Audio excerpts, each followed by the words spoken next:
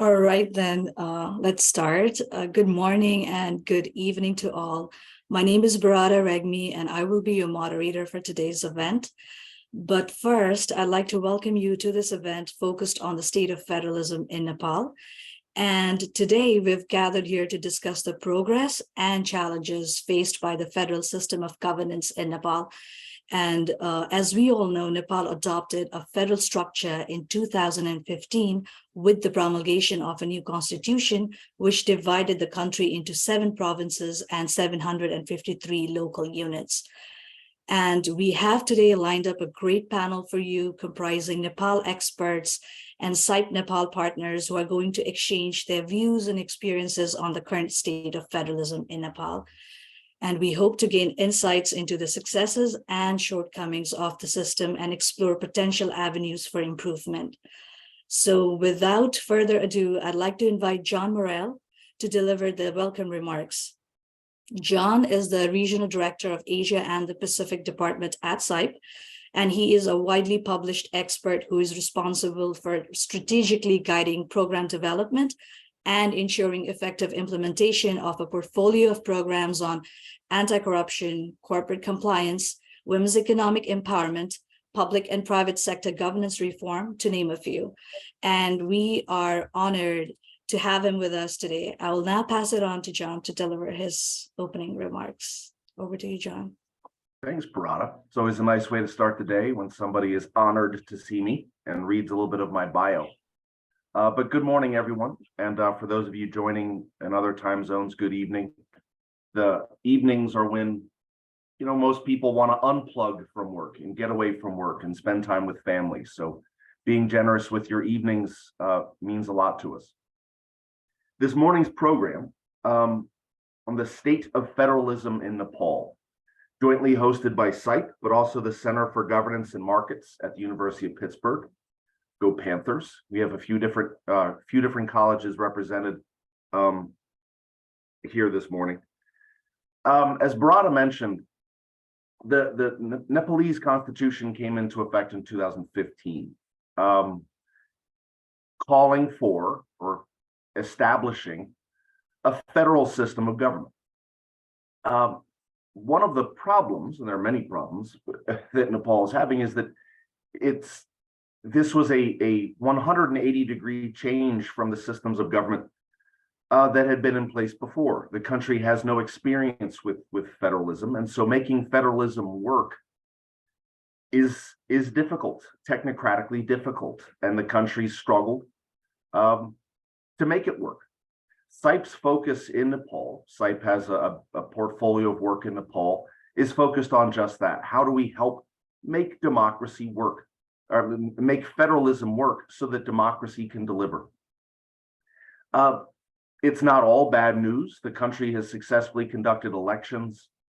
There are positive signs, but progress towards sustainable federal government, federal democracy has remained elusive. And so what we're going to talk about this morning, as Parada mentioned, an amazing panel. We're not going to go through one by one because that would be a little too cumbersome, but it's an amazing panel. Academics, CSOs, media are going to share their perspectives on the state of federalism in Nepal today and what's needed for federalism to work. So we think this is going to be a fantastic program. I'm looking forward to hearing what the panelists have to say. And I'm also looking forward to hearing what questions people in the audience have for the panelists, which hopefully we'll have time to get to. But again, thank you all so much for joining us this morning. A special thanks to all the panelists, especially those who are staying up late at night. Thank you all for joining us. And let's get started with the program, Parada.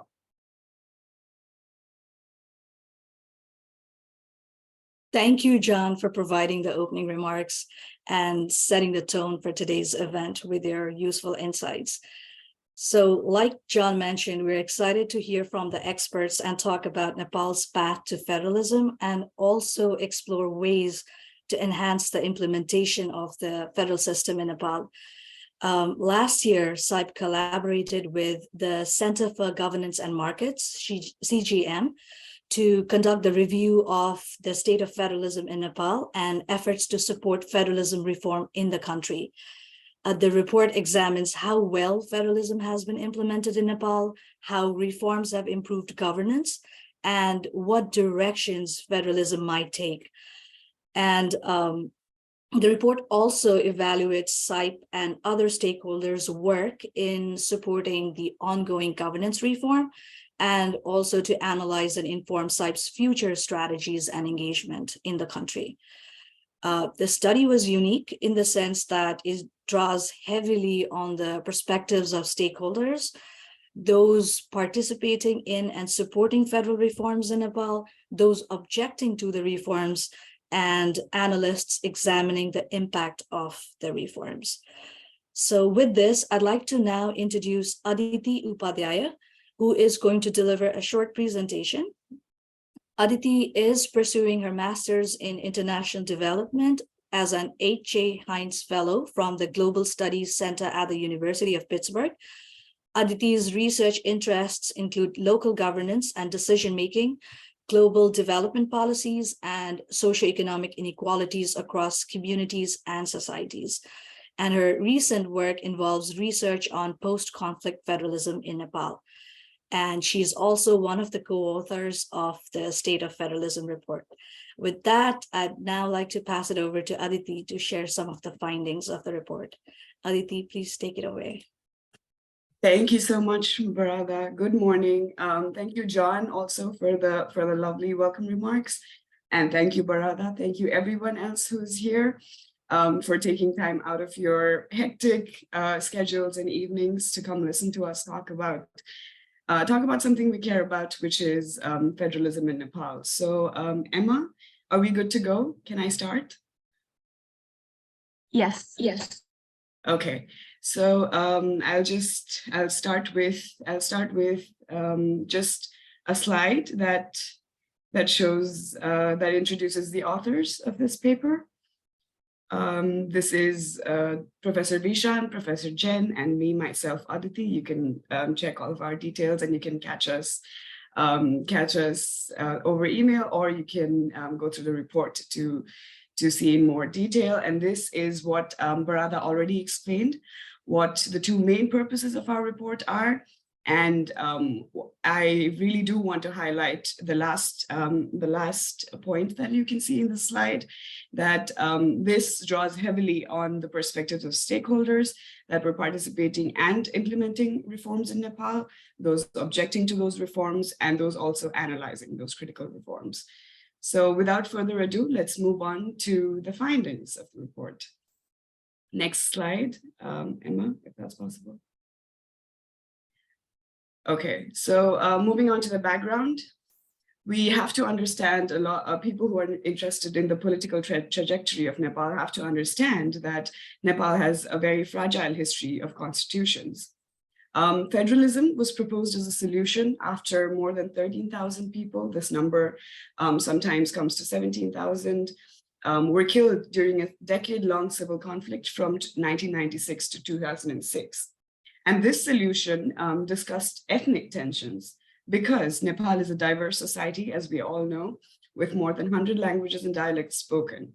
And it also has a long-standing state-enforced caste hierarchical system. So there is a lot that goes into the history of the development of constitutions in Nepal. And it can be said that the current federal constitution is an experiment in post-conflict reconciliation that also has ethnic elements attached to it. This federal constitution is the 7th constitution adopted in Nepal since 1948, which clearly shows us that the shelf life of constitutions in Nepal is very, very short. The idea, the notion of ethno-federalism emerged as a political solution to which several political parties supported the reforms. However, it is noteworthy to say that this was not without geopolitical consequences, like India's inhospitable response to the constitution that was promulgated in 2015. This also involved revitalization of Sino-Nepali relations, Nepal's relations with China, including Nepal signing on to the China's Belt and Road Initiative in 2017. Next slide. can we move on to the current state of federalism, which talks about, this slide on the current state of federalism, which talks about what the common people, what Nepal's general population perceives about federalism. So according to a survey of the Nepali people in 2020, 66% of the Nepalese believe that the country is transitioning towards federalism and greater political stability. While in 2017, only 52%, about 53% of the people had believed that to be the case. This appears to be due to rapid development of infrastructure, such as roads, improved access to electricity, health services, and education. A comparison of survey data from 2018 to 20 also shows that people view all three levels of governments, the local, the provincial, and the federal government, as becoming much more responsive to their needs than it was before the introduction of federalism. However, next slide, yes. However, the COVID-19 pandemic was a defining challenge in Nepal's experiment towards federalism. There was a lack of meaningful assistance by central and provincial authorities, but the local governments took innovative approaches. There were news reports and studies that indicate local governments fared much better than provincial and federal governments in dealing with the effects of the pandemic among the population, among the locals, among the community. The federal legislature is yet to draft an infectious disease related laws that is compatible with federalism. However, we do believe that it is difficult to empirically identify the causal effect of federalism on economic outcomes. Because, for example, in many events in 2015, including the 7.8 magnitude earthquake, it had profound economic effects, making it impossible to isolate the effects of federalism. And since the Constitution was adopted in 2015, it's only been 6 to 7 years, and when we wrote this report and we spoke to a lot of the stakeholders, we came to the conclusion that 6 to 7 years is not enough to assess a country's long-term trajectory towards a certain political regime or towards development. So this is some features on federalism in Nepal and some of the perceptions of the Nepalese people. Moving on, next slide, Emma. Moving on to some of the achievements that we've had due to federalism. One of them is inclusivity and pluralism. The other one is local elections, is the conduction of local elections, trust in local government, how that has led to the devolution, the devolution of authority has led to more trust in local government. There's been local economic development that has grown. The numbers have grown from before federalism was introduced. There's been an increase in local accountability, and there has been the ease of doing business in Nepal has increased. Just to show you some data on this, on the achievements. Next slide, Emma. Next. Yes, thank you. So Nepal has come a long way towards greater inclusivity. You can look at the table here, the data here. The Federal Constitution of 2015 carved out a clear legislative path to a more egalitarian and pluralistic society. This accelerated the process of equalizing political and economic access for all castes, ethnicities, and genders. Data also shows that political representation of women has increased dramatically since Nepal's first experiment with democracy in 1991. This includes the political representation of women, Madhesis, and Dalits.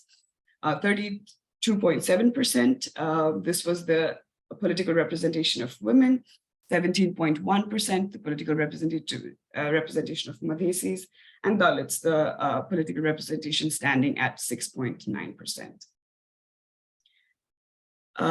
Moving on to other achievements. So this is in local elections, achievements in local elections, the trust in local government and how accountability has increased. In May of 2017, Nepal held local elections for the first time in 2 decades, and this elicited 74% of voter turnout.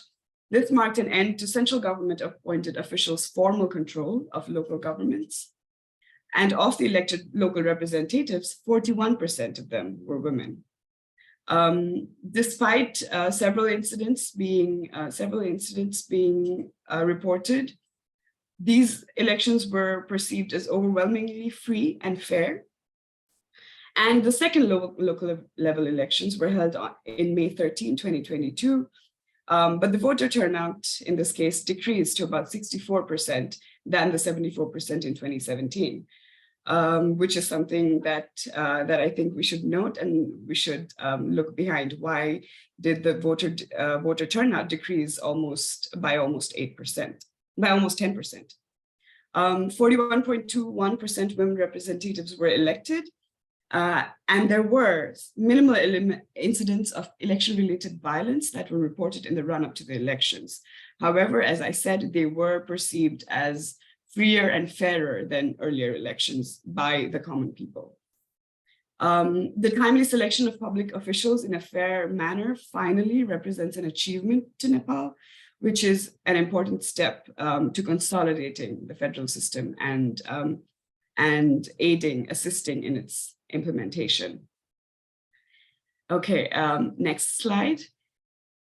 I did want to highlight the achievements of federalism in local economic and business development. The Local Government Operation Act of 2017 ceded responsibilities and rights to various sectors of the economy to the local governments. And the share of the national budget that was allocated to local governments also increased substantially. In terms of business development, federalism increased business prospects and opportunities in rural municipalities. However, there are still regulatory barriers owing to jurisdictional ambiguities that exist due to federalism that still persist in terms of business development. However, now there are constitutional provisions that have been put in place to encourage the private sector. So these are a few of the achievements. I do want to move on to the challenges. However, we have a whole panel that is going to be talking about the challenges that Nepal faces. So I will broadly mention that in terms of implementing federalism, Nepal faces a lot of bureaucratic challenges related to civil service employees, the centralized nature, as we all know, of our political parties, how they have contentious debates and contentious arguments, thoughts regarding federalism, the jurisdictional ambiguities where the roles of the federal, local, and provincial governments in some sectors are not clearly defined, clearly carved out, which causes confusion, which causes inefficacies in the implementation of federalism. And it also brings forth ethnic challenges, challenges in accountability, limitations in terms of natural resources, in terms of capital, in terms of technical capacity, and as well as external factors like geopolitical challenges that the countries around us,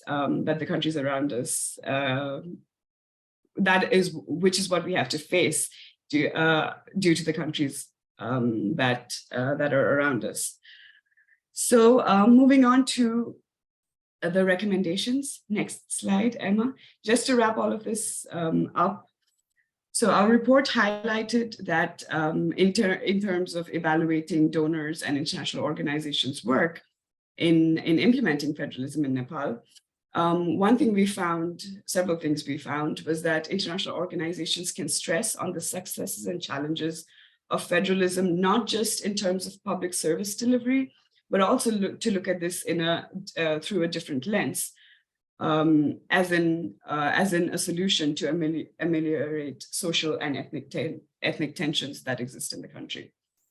The international organizations can also help generate institutional knowledge and capacity, especially at the provincial and local levels, help clarify the roles of authorities at different levels of the government to assist with clarifying jurisdictional ambiguities that exist.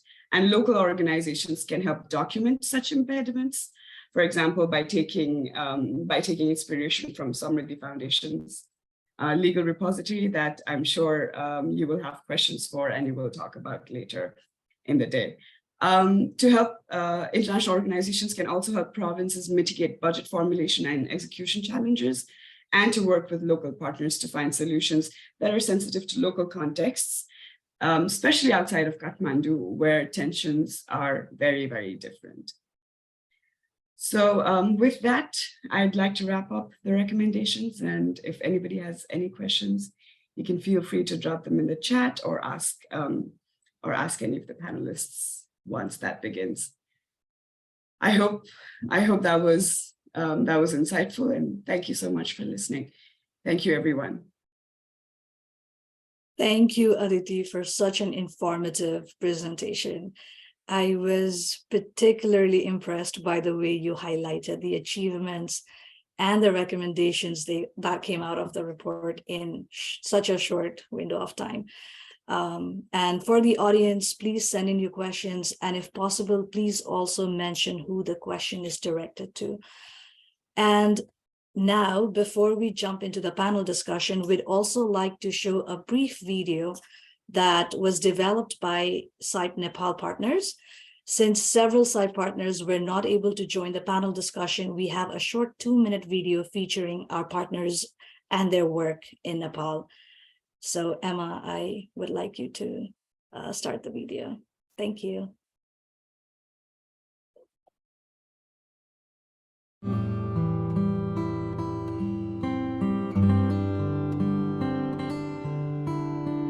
With CIPE support, Accountability Lab has helped foster collaboration between the public and private sectors through public-private dialogues. As a result, we have been successful in increasing awareness, strengthening the feedback culture, and demonstrating a need for citizen engagement. Local governments have even started to take ownership and have considered institutionalizing the dialogues. At Samriddhi Foundation, we work towards ensuring that common people are able to reap the benefits of the market. We believe that the free market is the driver of economic growth and a catalyst for many to overcome poverty. Thanks to CIPE, we've been able to inspire like-minded organizations across Nepal and build a nationwide movement of organizations that promote the same value. Foreign Research Center, as think tank with CIPE support, has produced policy briefs on Industrial Enterprise Act and Tourism Act of Gandaki Province and Agriculture Act of Pokhara Metropolitan City, conducting discourses and dialogues with the stakeholders. PRC uses research, advocacy, and training as its tool to promote economic freedom and help create more favorable environment for businesses. We at Rithi Foundation have been hosting the Karnal Utsav for 4 years now. Thousands of people directly participate in the discourse and millions partake through various online platforms. It brings together a wide range of the stakeholders from the government to the private sector, CSOs, and the common people together to engage in a candid deliberation about transforming the province of Karnali into a prosperous one by leveraging local and indigenous knowledge and resources. With the support of CIPE, Vikalpa is doing research, advocacy, and educational programs in Viratnagar. Vikalpa advocacy and youth engagement program have been successful at the grassroots level. In August 2022, we were able to influence change in the public service delivery of motorbike license issue.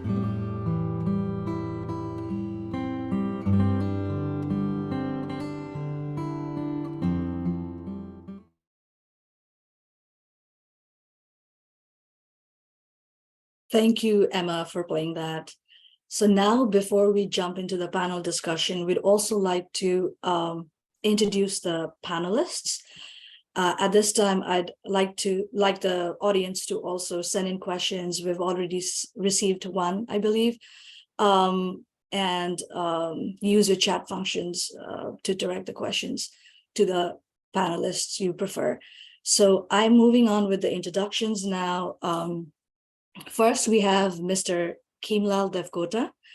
Mr. Devkota is currently a senior advocate of the Supreme Court of Nepal.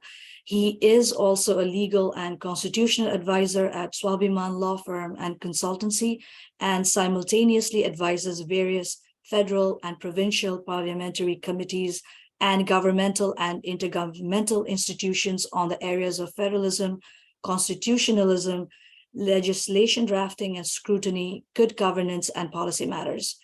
Previously, Mr. Devkota was a member of the Interim Constitution Drafting Committee and the Interim Legislature Parliament of Nepal, a member of the Constituent Assembly of Nepal, and a member of the Constitutional Committee of Nepal.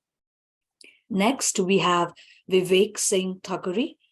Vivek is a well-recognized media personality in Nepal with over 2,000 live TV shows to his credit.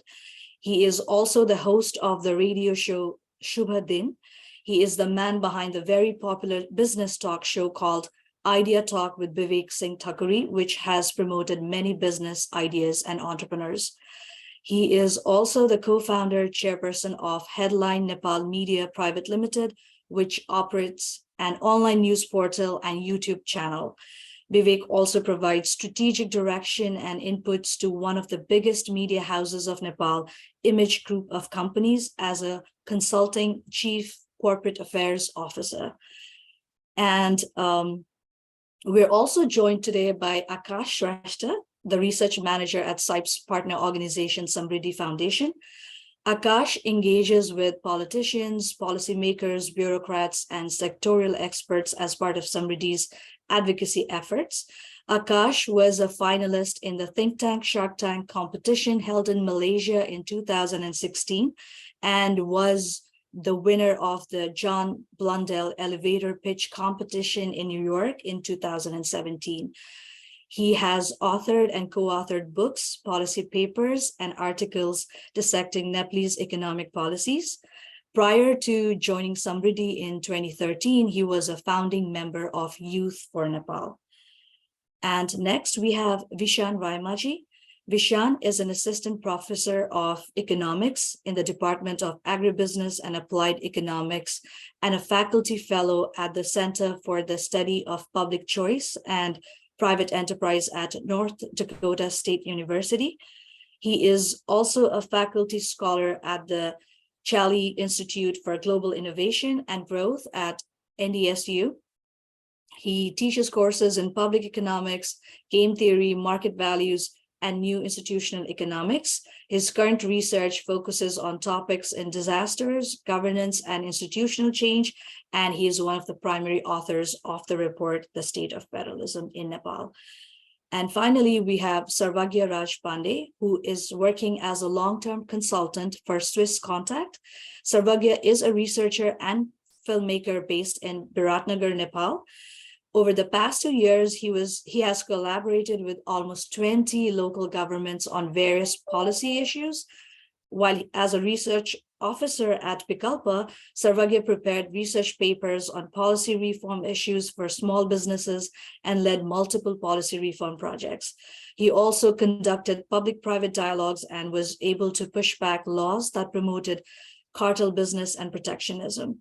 He is a board member of Nepal Council for World Merit, co-founder of Students for Ideas and Kapo Kulpit Films, and his short film Babia was screened at International Film Festival. So with that, to kick off the discussion, I will direct my first question to Mr. Khimlal Devkota. We earlier heard from Aditi about some of the achievements of federalism. Would you like to add to the achievements and more so speak about the challenges and the overall implementation of federalism in Nepal? Thank you, Barada, and thank you, Aditi, for your excellent presentation. It has been already mentioned what are the achievement and challenges. But in addition to that, I would like to add some of the things. Basically, Nepal federal structure and federal design is a division of power-based federalism, which has been divided. Power has been divided by the Constitution. And Article 56 of the Constitution has been said that all the three levels of government, federal, provincial, and local level, they can use and exercise the state power.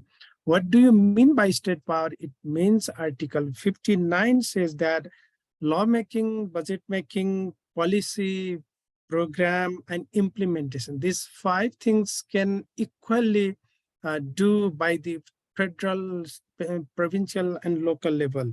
This is the very constitutional design is a very fine, which has been implemented according to this constitutional provision. All the three levels of government is a federal spirit. First tenure has been successfully completed. I mean, first, not only first tenure, second tenure also started. During this time, federalization process, unitary to federal structure, there is no any accident, there is no any unexpected type of hurdles has been made. That's why these are the huge achievement. It means unitary state turned to the federal structure without having any experiences and knowledge, and there is no any accident. Is a very good sign of the federalization process. In addition to that, these are the achievements, but we do have a number of challenges. Like I already mentioned that lack of experiences, knowledge. Most of the people are brought up with the unitary mindset and centralized exercise and practices. And in addition to that, unitary mindset is prevailing from the very beginning. That is another challenges. And most of the time when we are exercising the federalism, most of the time federalism, it was divided in two parts, for federalism and against federalism. And none of the population focused on how implement the federalism, how design the federal structure, how fully function the federal structure. It had not debate in the past, during the past time. And another one is a power struggle. Of course, in a practice of the federal structure, division of power has been mentioned in the Constitution, but power is always in a instrument of the struggle. That's why there is a number of challenges, complications, and number of ragging in a power. That's why these are the challenges are facing Nepal's federal structure. And mostly the very big challenge is judiciary. We don't have a federalized bureaucracy and political parties. These three very important instruments remain unitary. State structure is federal, but driver of the state structure, federal structure, are unitary. This is the huge contradiction between structure and federal remain unitary structure and federalized structure of the state. These are the very brief achievement and challenges of the federal structure. With this, I will conclude this answer.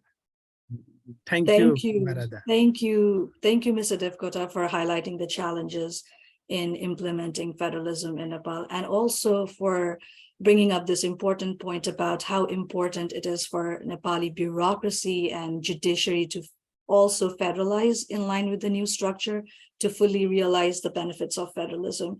And next, the question is for Akash, and Khimlal Ji also just mentioned this. So there have been power struggles between the federal, provincial, and local governments, especially in areas like natural resource management. What implications do you think these power tussles have had in general?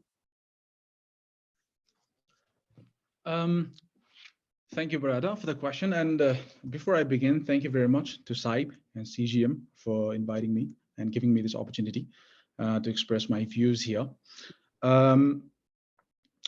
Well, following up on what Khimlal sir has just presented, of course, there have been many achievements from federalism, but then we're also facing a lot of challenges.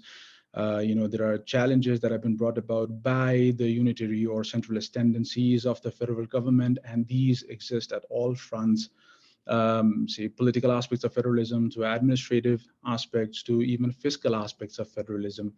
And provinces are beginning to be vocal about the centralist tendencies of the federal government. We do see a divide in terms of, which provinces are more vocal and which are lesser, but nonetheless, they are voicing out against the centralist tendencies. So, for example, many of the things, the policies, the legislations that have to be written in order to make sure that we smoothly transition into a functioning federalism are yet to be concluded. And without, until and unless this transition process is completed, many other things, many other changes that have been, envisioned by the Constitution, I'm afraid, run the risk of staying there on paper only. And so there are, lots of disputes between different tiers of government, and we have, constitutional mechanisms for dealing with the disputes, but unfortunately, many of those, mechanisms have stayed defunct. So, and during, all of these processes, I think, one of the offshoot that has come out of all of these tensions over the past few years has been that people are starting to raise questions about provinces, especially people are asking, are provinces really necessary? Even political parties seem to be divided in terms of, how they approach this question. And this is already being seen in the popular level as well. So, there are struggles and, there are, very pressing challenges we are dealing with. But having said that, I don't think we need to be, completely hopeless, in the sense that, as we practice our federalism, we saw during the past couple of terms of elections that there was more excitement during local and provincial elections, and, some benefits are already accruing to the lives of common people as a result of us starting to adopt this federal structure. Now, we have to acknowledge the fact that power will not be devolved voluntarily.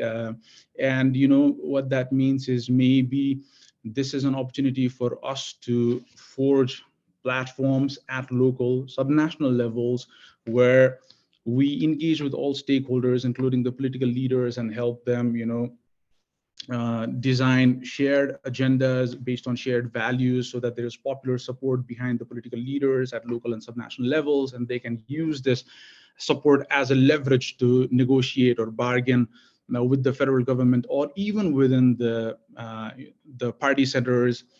I think that said, the process will still need some kind of external validation, and one of the places it could come from is through the engagement of, multilateral partners, big donor agencies, development partners. If only would they be willing to, be open to working with subnational levels in terms of implementing, say, mega projects. I think these kind of gestures would provide some external validation. In about 4 days from now, we're going to have second round of local elections in, 3 local areas, and these are already, very much occupying the mainstream federal political parties, and they're really worried if they might, lose their hold in these, certain localities, and these are all, this is a marginal thing, but this is a big achievement of federalism in itself. So I think I will say that much, and rest my answer in terms of some of the forms of struggles we've been seeing, and maybe 1 or 2 things we can do moving ahead under this scenario. Thank you, Brada. Thank you, great Akash. Thank you for shedding light on this topic. The power struggles between the different tiers of government in Nepal, as you said, is an ongoing issue. And you also reminded me of the situation that is currently happening in Nepal between the cabinet and the Kathmandu metropolitan city in terms of garbage collection. And this can have impacts on various sectors, including in the country's economy. So I'd like to ask Veeshan, The next question, how federalism has impacted Nepal's economic development, and what steps do you think could help improve the economic conditions at the 3 levels of government? Thank you, Bharata. Thank you for the question, and thank you for inviting me to this wonderful event. It's very good to see a lot of familiar faces and a lot of new faces as well. I'm really looking forward to learning a lot from you. Before I respond to that particular question about the impact on economic development, Aditi hinted at this earlier as well. We want to start with a caveat that we have a major identification challenge in trying to isolate the impact of federalism, because various things have happened in 2015, so we can't just look at the pre and post, right? And that would, for example, as Aditi mentioned, there was the 7.8 magnitude earthquake, and typically from the disaster or economics literature on disaster, we see that after major catastrophic disaster for about a decade or so, in various cases, various countries, we see a rapid economic growth that has nothing to do with, necessarily institutional change, right? And so it's a very tricky thing to really tease that out. That's it. It's not impossible, but it's going to be very imprecise, and we can probably just exercise a lot of caution in trying to generalize all of that. And Khimlal ji earlier mentioned this as well. I mean, and Aditi hinted at this as well. We just, it's just been 7-8 years since federalism, and the unitary system of governance that has been in place is, for centuries, and it's going to take a long time for this to actually materialize, right? And Nepal has been, in this institutional change on steroids for a while, and so it's a rapidly evolving environment. So it's really hard to, really isolate what the exact economic impacts are in terms of economic development and so on. But we do have some hints, even though they don't let us quantify precisely what the effects of federalism are. We can see a lot of local economic development activities happening. And one thing we can say that can be attributed to federalism is that a lot of these economic activities have been really led by local governments, right? So the funds have been trickled down to local governments. So just, before the 2015 transition to federalism, we had about 5% or so allocated to local governments. Now, the latest numbers that we've acquired, it's close to 20% or so, right? So that's a major improvement, and that's a major improvement considering the size of the budgets that have also increased over time.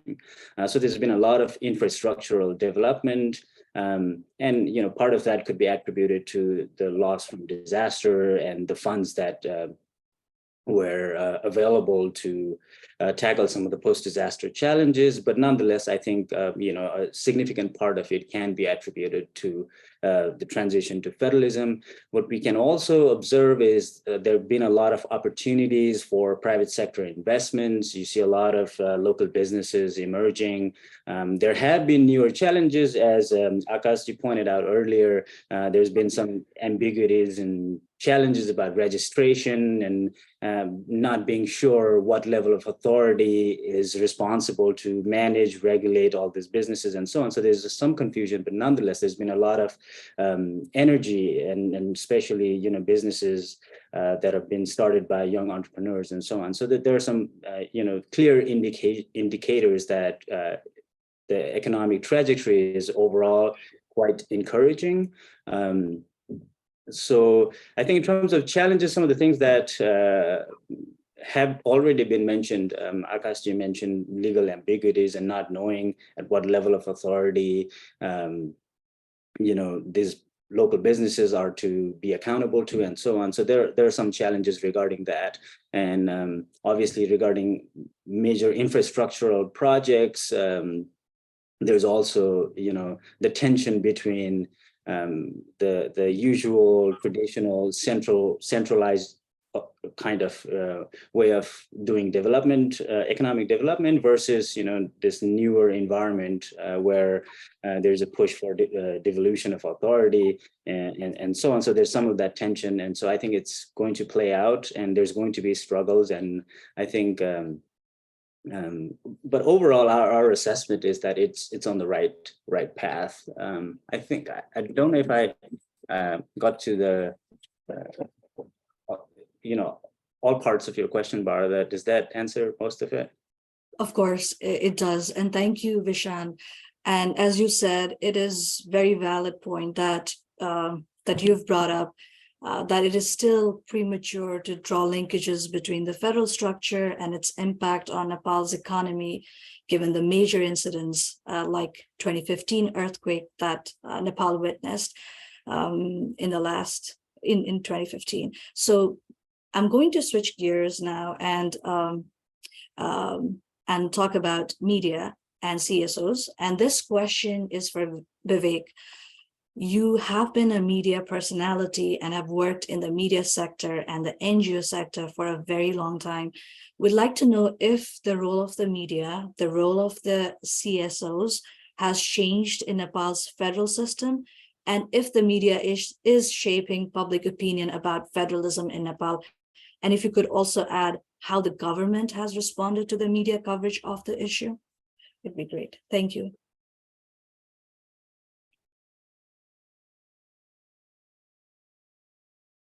Hang on, yeah. Thank you, Bharata. And before I move on to my response, I'd just like to take a moment to thank the entire CIPE team. Thank you very much for having me in this event. We're super excited. I get to share a few things on behalf of media. So yeah, getting to your question, the role of media. I'm sure that no one would disagree with me that media had a very vital role in political movement for restoration of democracy in Nepal. And I've been in media for the last 2 decades, almost 20 years now, in fact, more than 20 years now.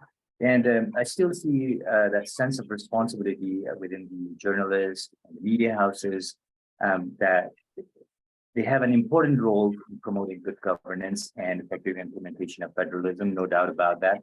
Media, I would say, is kind of very responsible in this regard. But after this transition to federalism in 2015, when with this all shared sense of hope and optimism within the Nepalese, and then a lot of things going on, like my previous friends and from the panel also mentioned about the earthquake, and of course there was this blockade and this and that. With all that and the changed context, it's pretty much still uncertain how things will move forward in years to come.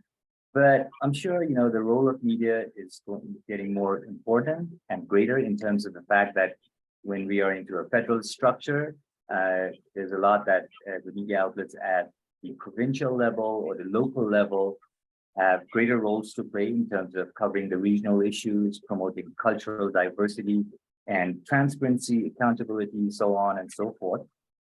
And as far as the government's response is concerned, I would say, there was this report from human rights organization Freedom Forum in 2018, and it says that there was 98 recorded violations of freedom of expression.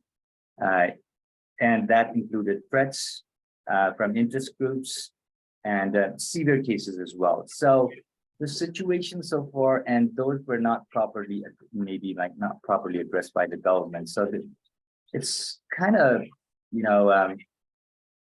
I would say that a lot has to be done in that regard. And of course, I was there I was invited for a consultation meeting from the government side a couple of weeks back with the Ministry of Communication, and they have this bill, mass media bill, that they want to present in the parliament, which is kind of very stringent in the fact that a lot of freedom that media, the privileges that media enjoyed earlier the times are kind of like they're trying to cut down on that.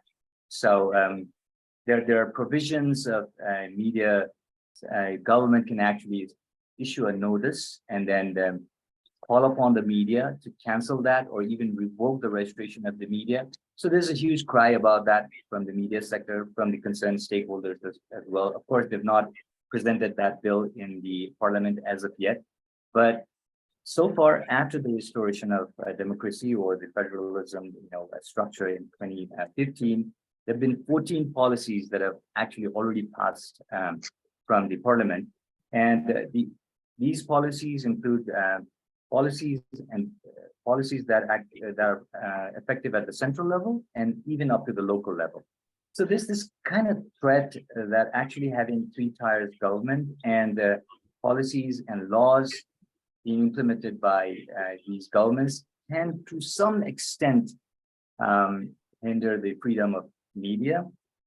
So as a media person, someone who's been associated with the media house for a long time, there's this concern about that freedom of media, the kind of response that that the media is getting from the government side in recent time. So that's there. But then, of course, the role of media is all the more greater. And, I think these are things that are going to come at the transitional phase. And if it's when it comes to CSOs, I'll have to admit that the government seems a bit more flexible. The civil society organizations or the social activists, social workers, they're quite vocal, even against the government at times. And the government actually seems quite liberal when it comes to the civil society organizations. But when it comes to the media, it's kind of dicey. The situation is kind of dicey, but then we just the media whole for India is taking it with a grain of salt and hoping that things will get better in days to come. Yeah. Thank you, Vivek, for highlighting the role of the media in Nepal's federal context. This was very insightful, and you brought up an interesting observation about how there has been freedom, but also instances of media scrutiny in the current setup, which is indeed an important data point we ought to make note of. And now I'd like to move on to my next question, which is for our guest speaker, Sarvagya.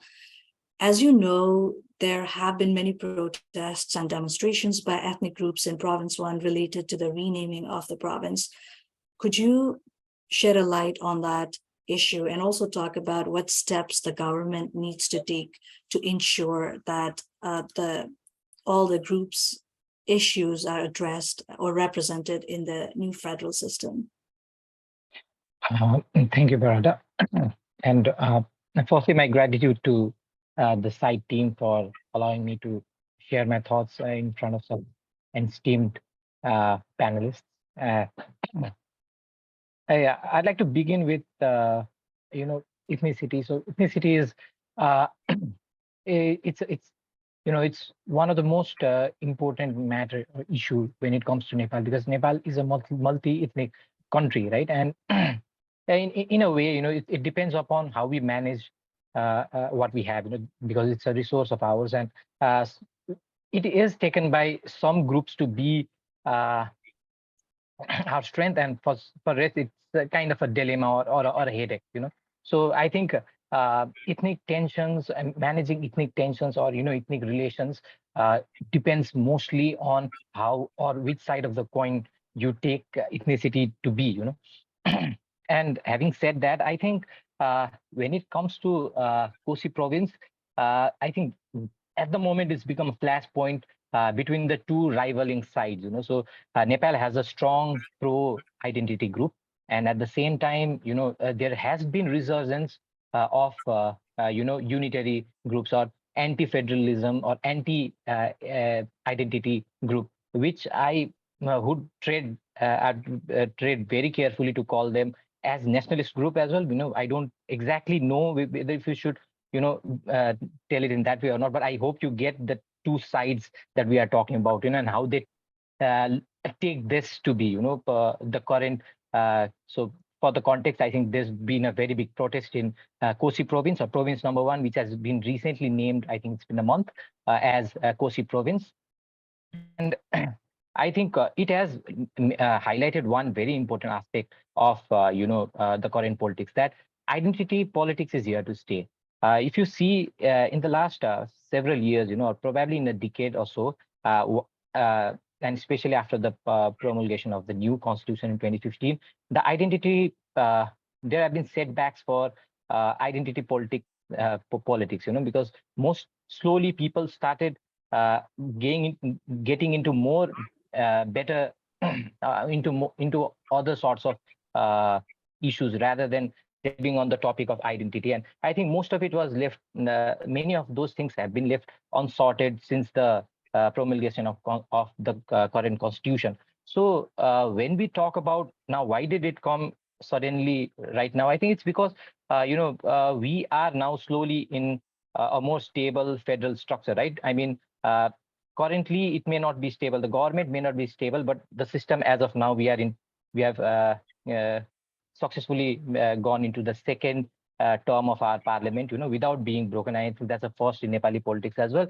And so in that way, I'm talking about that kind of stability. So since we have a stable structure, and it's time for, all the politics. So if you see at the moment, it's time for all the political groups or ideologies that are around, I think all of them can come under a political spectrum of, being pro identity versus anti-federalism. So if you take that to be the spectrum, then most of the ideologies or the current varying political factions lie somewhere in between that. Those can be the two ends. And I think the government and all the political dispensation need to tread really lightly here, because yes, at the same time, if you, I think there could be many outcomes out of this, like recently, even the ruling party, Nepal Maoist Center, Nepal Communist Party Maoist Center have taken back on, so they had supported, they had voted for naming Province 1 as Kosi, but now they have backtracked and they are open to, renaming it into something else on identity lines, because they are probably the largest party that have been working for, that have been pro identity. Most of the other two major political party, Nepali Congress and UML, are not as sympathetic to pro identity cause as Maoist party. So this shows, that it could be backtracked. So what I think, rather than saying which is the right way, we need to see, we need to be really careful whether how this things turns out to be in the future, whether we are going to make it look more like political tokenism, by just giving a name, like probably we may name it after a certain ethnic group or, or an ethnic identity, and, just provide a political tokenism, or, maybe we could come to a compromise, name, it is a very symbolic thing, and it is a matter of pride for a lot of people, and ethnicity, and, it's always and when it comes to ethnicity questions, it's always a matter of pride as well. So it could be, to an extent, maybe we could not change the name, but at the same time, we need to understand that the reason why such a huge protest has occurred and it's still ongoing, is because there are people who are still not happy for being, or have not been represented. They don't find themselves being represented at the political level or at the social level, at cultural level, even despite such a huge kind of changes. Like I think all of the panelists have talked about what kind of, transformation Nepal has gone through politically, systemically over the last 10, 15 years, right? So we must ensure that, that these people find representation, because either way, even whether it's not about whether it's right to name it after Koshi or Kirat or some other identity-based name. What we need to understand is representation is still a problem in Nepal, and we need to understand, that at the same time we must also play that balancing act, because like I said previously, it's about whether we balance the demand of inclusion alongside meritocracy, because at the same time we need this system to work as well. Always, it's not representation by in an inclusive way may not be can guarantee you a good functioning government, but there needs to be certain checks and balances. So we need to have that checks and balances in place, and also at the same time, like I said earlier, maybe we may backtrack and name it after a certain ethnicity, this province once named after a certain ethnicity, that's still, that doesn't mean that they are going to be represented properly, because it could just be another case of political tokenism, because we have seen that happen in many other parts of the world as well. So this is how I think for proper representation, lot more than just naming goes. But one message that we all can take from the current protest is, in whichever political spectrum we may believe to or we may subscribe to, is that representation is still a problem, and it is going to be a major political factor for the days to come. Thank you for that excellent reflection, Sarvagya. And I'd also like to throw this question to Veeshan, and we'd like to hear your thoughts on this. How do you think has the implementation of federalism affected the relationships between different ethnic and linguistic groups in Nepal? Thank you, Bharata. I mean, Sarvagya touched on it very nicely. I mean, it is one of the most contentious debates, and one could argue that it is the justification behind all the recent institutional changes in Nepal. So I think, in my view, I think, typically in public discourses regarding ethnic tensions in Nepal, the types of views that tend to dominate public discourse, intellectual discourse, are very polarizing. That said, I think the reality is somewhere in between, right? So federalism was portrayed, especially during 2015, 2016, and so on, as the panacea, that it was going to solve all these ethnic tensions that have, been part of our cultural and social fabric for centuries, right? I think a cautious interpretation and expectation for federalism would be that it provides a platform, not a panacea, right? So I think we see increased tension, but I think it's also increased expression rather than increased tension, because federalism does provide a platform where all of these issues can resurface, and it seems at the surface level that there's more tension. But I think that would be a kind of a rushed interpretation, right? And some of these issues, again, are there's a limitation to what any formal institutional change or public policy can do to issues that are so deeply cultural. I mean, it's hard to change people's mindsets. I mean, if, we have a long history of, caste-based discrimination that has existed. I mean, we're not talking just, discrimination in public service offices and so on. We're talking about,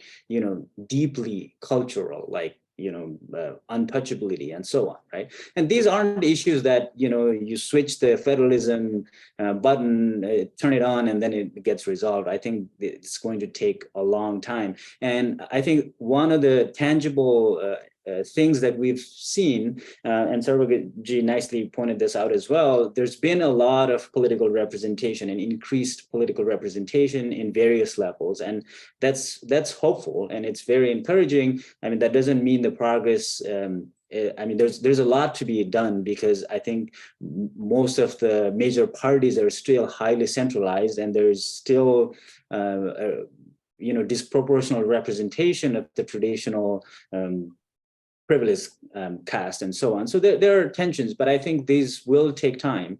And a lot of these aren't really the domain of, exclusively within the domain of politics and public policy. And so I think it'll take time. But I think we do see some positive signs, and I think we should, be optimistic about this. But that's just, probably glass half full, half empty sort of take. But I think it's hopeful. That would be my one sentence summary.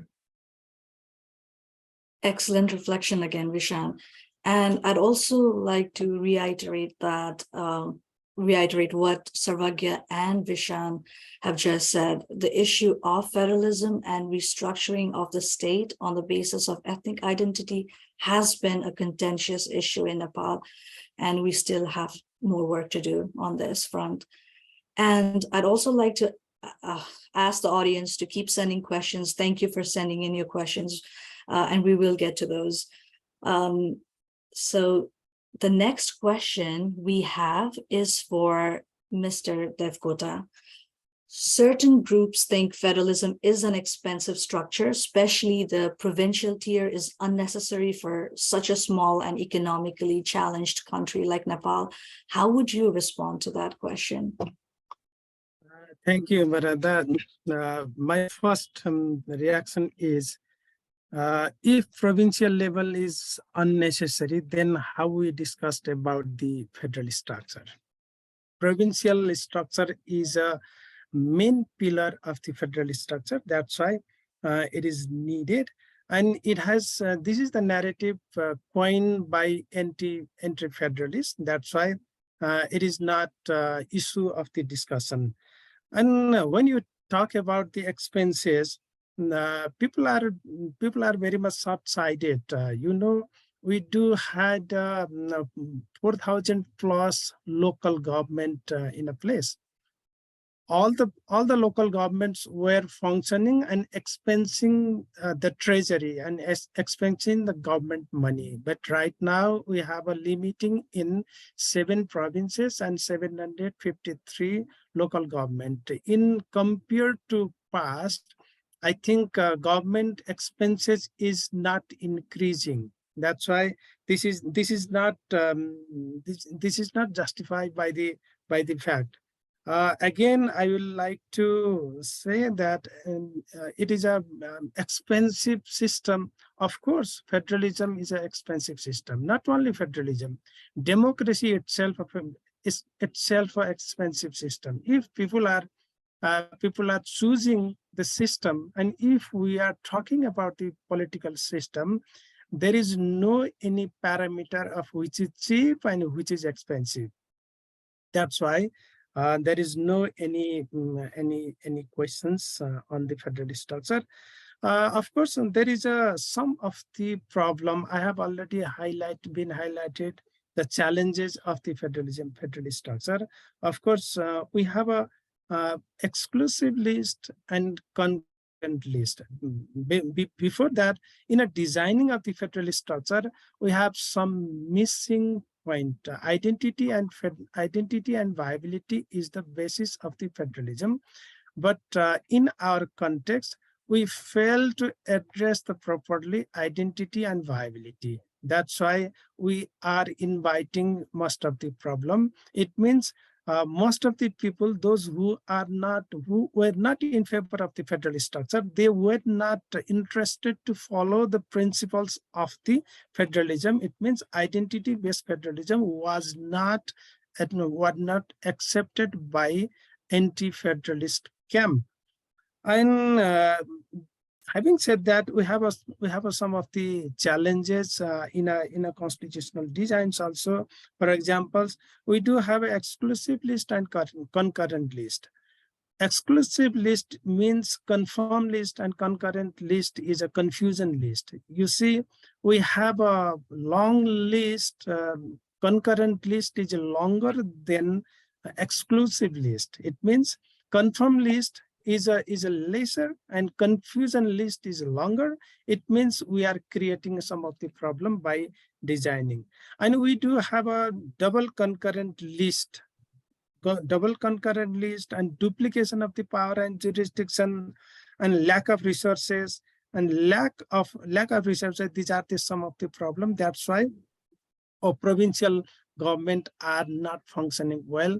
It means number of problem we do have, and we are trying to point out, oh, this is because of the federalism. This is because of the provincial level. If provincial level is not there, then problem will be solved. This type of narrative, again, it is created by the anti-federalist. That's why there is of course there is a problem, but there is not a problem created because of federal structure.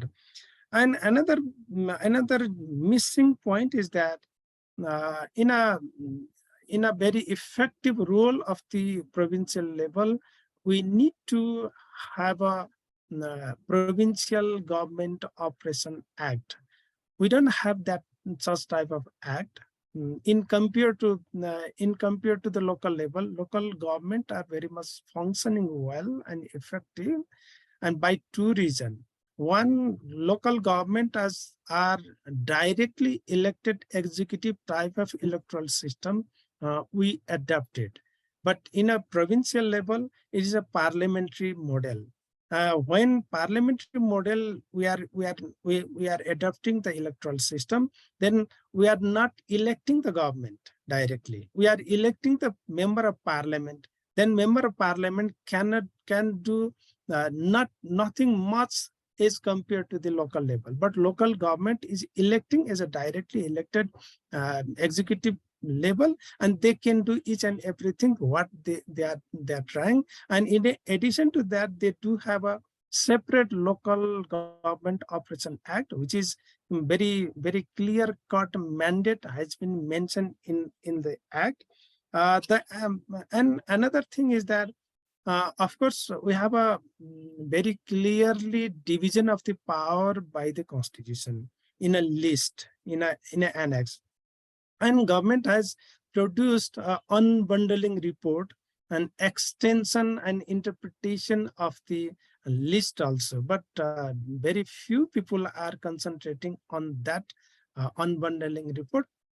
Because of that also, there are some of the confusion in a jurisdiction. I, as a constitution student of the constitution, as a constitution maker, I don't think so. Of course, there is a confusion, but there is not much confusion which was discussed, which is discussed, and which is going to discuss.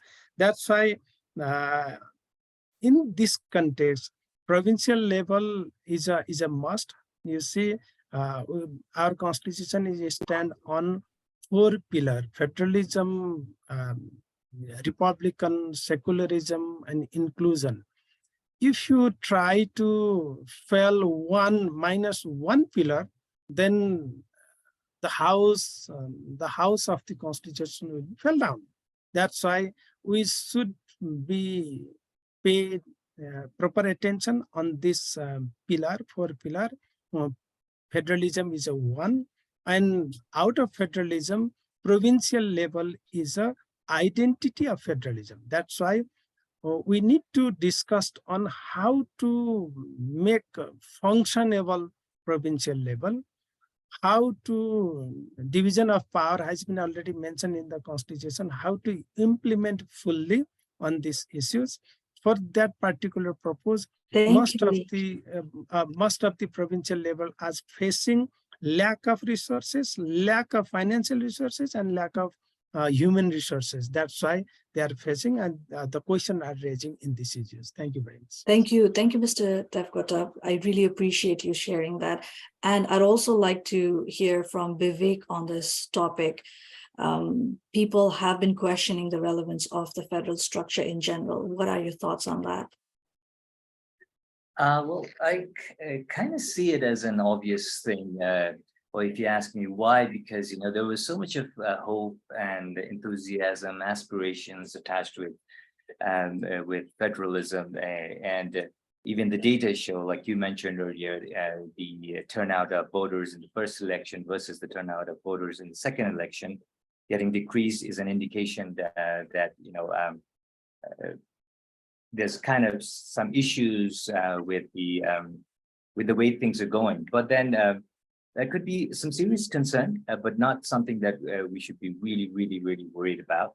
Well, the parties or the leaders, like mentioned earlier, the anti-federalism group, they have this obvious concern about feasibility, efficiency, and equity. But the main political parties kind of, I would say that they're pretty much with the thought and idea of federalism, and of course, even the citizens at large are in favor of federalism, because it's the means to address historical social inequalities, promote regional autonomy and development, and of course, strengthen government and democracy. So, there could be questions, but I think with time, this is just a transition phase, and with time, things will get addressed. I think it's very important to kind of rationalize, and media can probably play an important role again here to communicate to the people, the local citizens, as well as the external parties on the outcomes or the transparent and coherent manner of how the federalism works. And over a period of time, these things would subside, I would say.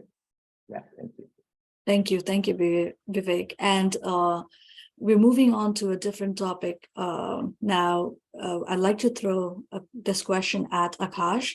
What roles are the local governments playing in the budget formulation process? And if there's any challenges, please share that too.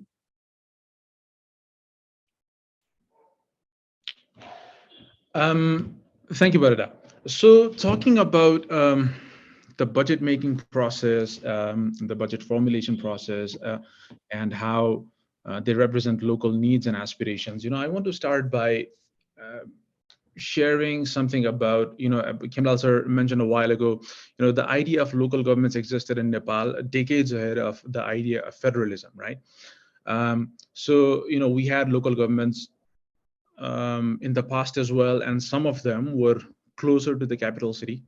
For example, Kathmandu, Lalitpur, others had other, structural endowments, say, for example, Biratnagar, Birganj, Pokhara. And, these places had, better systems. They were already, experienced at discharging functions. They had identified their tax bases. They had their set revenue streams, and they had their procedures in place. And so you compare that against some of the new rural municipalities that have just graduated from being, VDCs to being, municipalities. Their capacities vastly differ in terms of being able to, discharge functions, and also, formulating budgets. But having said that, as of today, all local governments have a set procedure of formulating budget. There is the Revenue Advisory Committee that estimates, own source revenues. Then, there is, Budget Ceiling Determination Committee that takes on those estimates and adds, grants and transfers and even, borrowings at local level, and then puts them together, and then, decides on budgetary ceilings, and then also passes on budgetary ceilings along with specific, sectors to ward committees to design their plans and projects, under those budgetary ceilings and with additional guidelines on what they can do. So what then these ward committees do is they use a very participatory approach. And, so for example, if some, local, say municipalities, they need roads, then, okay, then roads. If there are needs for, irrigation systems, then those irrigation systems. And so basically, the needs, the aspirations of the local people are built into those plans and programs that are, developed by the committees, the ward committees, and they are then passed to the budget formulation committee, which reviews and presents it to the local assembly, and the local assembly, finally reviews and passes it.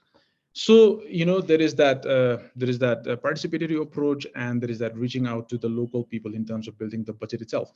Having said that, there are definitely some challenges. Say, for example, yes, local governments have this procedure, but then, local governments are not being able to formulate this mandatory 3-year rolling midterm expenditure frameworks.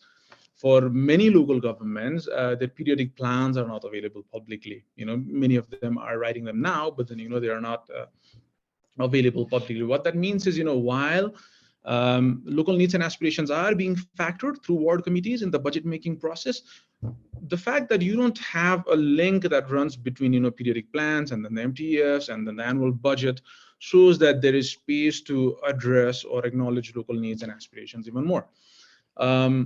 So that's there. And we've already talked about, the centralist tendencies, our federalism, under our federalism, revenue rights are highly centralized. And one way to deal with that, especially in a situation where local governments have,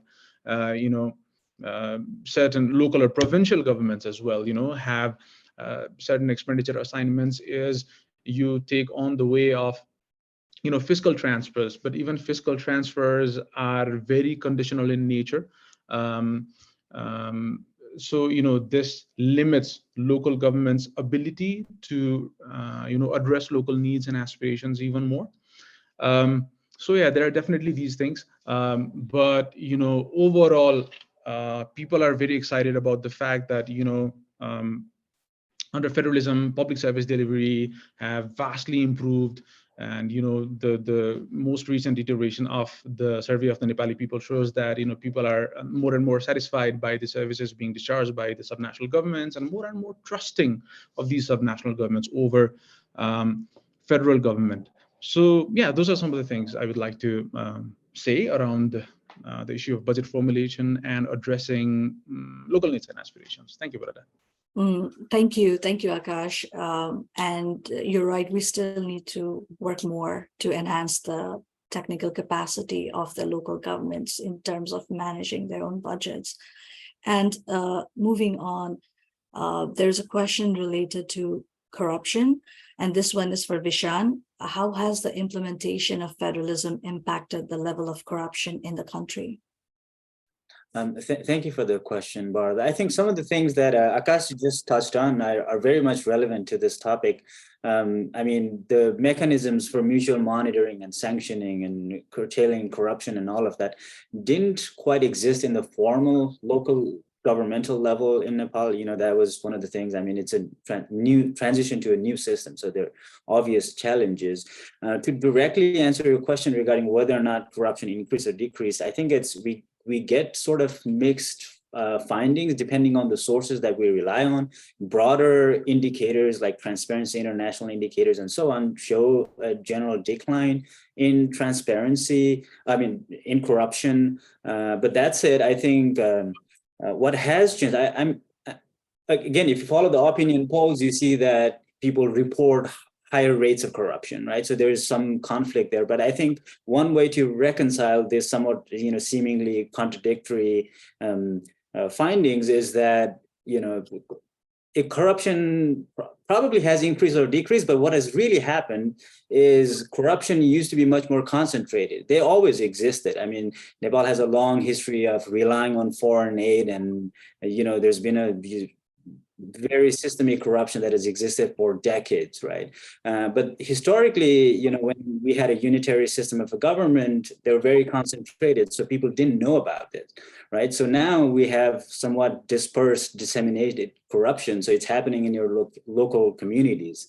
And so you have high rates of corruption, but it's a matter of visibility, I think, and that would be my observation. And I think what is sort of missing is, again, drawing on the works of Elinor Ostrom, right, the Nobel Prize winner in economics, who's done extensive work on local governance and actually did extensive field studies in Nepal. But it has a rich history of local self-governance, and that's in the informal side of institutions, right? The formal institutions, it's still learning. And I think there's a lot of work that needs to be done to develop, mechanisms for mutual monitoring and sanctioning and so on. And organizations like Samriddhi and other partner organizations are, working towards making things transparent, providing all the, actually documenting things that are going on, collecting data, publishing them and making it accessible, clarifying rules and all of that. I think those are things that take time. And I think my general observation would be, again, I don't know if corruption has increased or decreased, but I think it's definitely become more visible. And that's actually not a bad thing. I think that's generally a good thing. If corruption's happening locally, you know exactly who the culprit is. And so you have the choice to not elect them the next time and so on, right? So I think that would be my general summary of the level of corruption. Thank you, Veeshan, and thank you for pointing out that there has been mixed reports. But I'd like to add that corruption in Nepal is a problem, and it's concerning, and it is indeed one of the biggest threats that undermines democracy and federalism in Nepal. And I see another question in the chat. This is for, so I'm going to mix the questions together. This is for Vivek. what are some of the key opportunities and challenges that India and China see in Nepal's federal system? Sorry, brother. Thank you. But can you come again, please? So this question is regarding the opportunities and challenges that India and China see in Nepal's federal system. Thank you.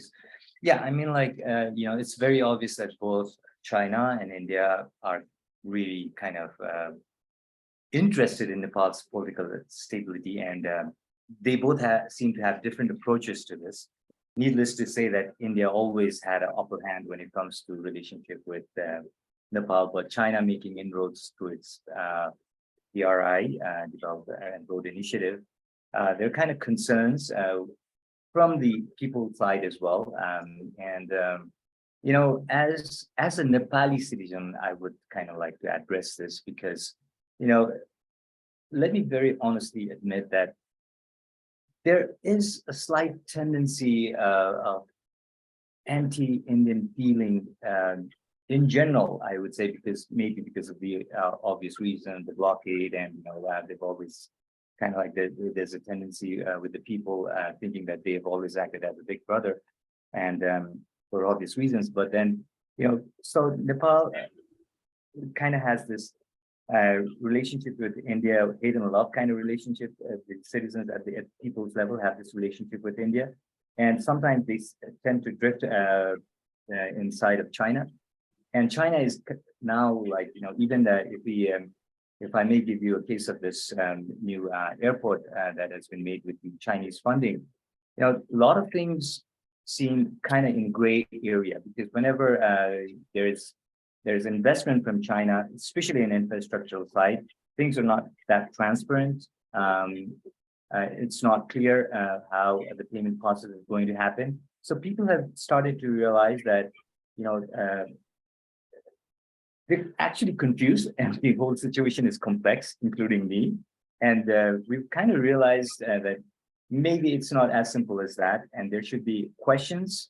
And again, I'm so sorry for bringing in media all the time, but the right to information that the Constitution grants for the media and the people in Nepal, I think that has to be kind of practiced when it comes to bigger projects and investment, because there's been enough examples globally how things have moved in different countries with China in particular.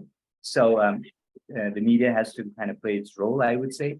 But yeah, I mean, like both the countries, if they ask me about the opportunities and challenges, I'm sure like both China and India, they see enough opportunities in terms of their geopolitical resistance as well as their economic growth. But of course, comes with that is a challenge, and Nepal has to be very cautious about that, because both of these two big countries are kind of big in all sense in regard to Nepal. And I think even the new government is very kind of, they've already publicly announced that they're going to do their best to strike a balance. And I think that's what we can do at the moment. And both these countries are pretty much inside of political stability, but I'm looking forward to their interests. Now the challenge lies upon Nepal to ensure its interests are secured. Thank you, Vivek. Thank you for sharing your thoughts. And I just would like to apologize. We have gone a little over time. So this brings us to the end of our panel discussion. We could not take all of your questions, but thank you, audience, for sending a lot of questions. And I would like to express my sincere gratitude to our esteemed panelists for sharing their valuable insights and perspectives today. Your contributions have truly enriched our understanding of this important topic, and we are grateful for the time and effort you have dedicated to this discussion.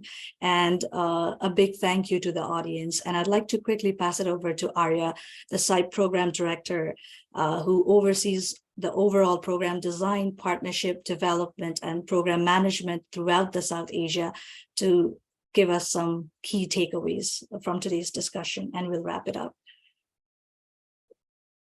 Thank you so much, Parada. You've given me the hardest tasks of all to give key takeaways. Because we are over time, I will be very brief, but I would like to begin by thanking the panelists, the esteemed group of panelists who joined, some of them from Nepal, and the 80 plus participants, particularly those that have joined from Nepal, sharing their precious evenings with us. We really appreciate it. And thank you also, and apologies that we cannot take all the 20 plus questions that we've received from the audience, but I noticed that Barada kind of combined some of them with the questions that she asked from the panelists. I'm particularly pleased to see this level of interaction and this level of engagement, because generally I noticed that Nepal doesn't receive the attention that it should. And I would say it's the country's rather daring transition from monarchy on a journey of democratic decentralization doesn't really receive the level of appreciation that it should, that too in such a short period of time. I see several colleagues, several practitioners of local governance reform in the audience who I'm sure can appreciate how difficult that it is. And I want to highlight that because I want to end on this positive note. While on the inside, our colleagues may be overwhelmed with just the sheer amount of work that there is to do, on the outside, from where we are, Nepal is a positive story, and the country's transition offers, I think, many lessons for other countries in the region and outside. But echoing the panelists, I think, shared sentiment, a lot needs to be done. It's a long road ahead, and CIPE is truly honored to be walking beside you, and we look forward to staying the course. Thank you so much, everyone. Thank you, panelists, participants. Over to you back, Barada. Thank you, Arya. And I'd like to wrap up the event with a special thank you to Emma Yinks, the program associate at CIPE, for providing all the necessary support to make this event happen. And it has been a pleasure to have you all here today. Thank you, and have a great day. To the folks in Nepal, have a great evening. Bye-bye.